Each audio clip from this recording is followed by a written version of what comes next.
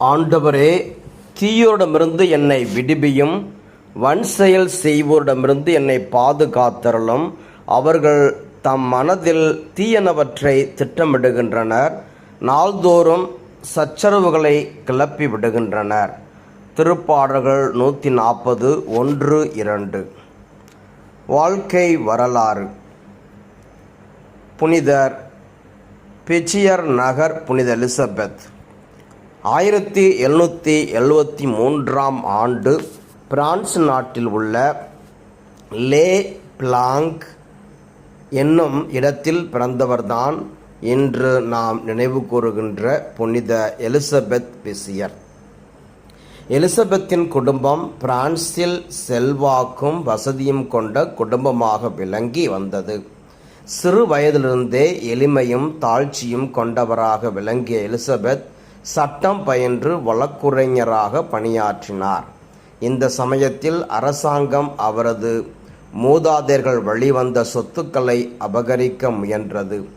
ஆனால் எலிசபெத் தன்னுடைய வாத திறமையால் அந்த வழக்கில் வெற்றி பெற்று தமது குடும்பத்தின் சொத்துக்களை பாதுகாத்தார்.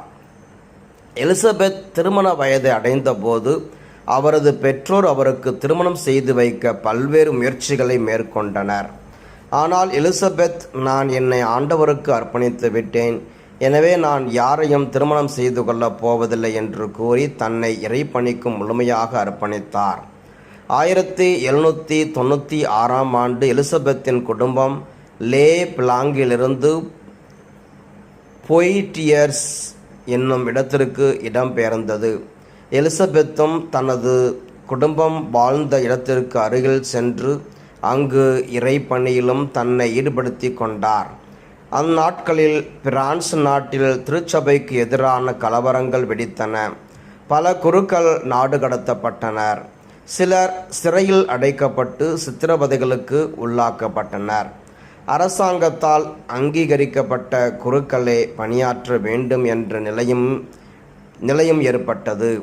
இத்தகைய நெருக்கடியான சூழலில் எலிசபெத் வீடு வீடாக சென்று மக்களை சந்தித்தார். அவர்களை விசுவாசத்தில் உறுதிப்படுத்தினார்.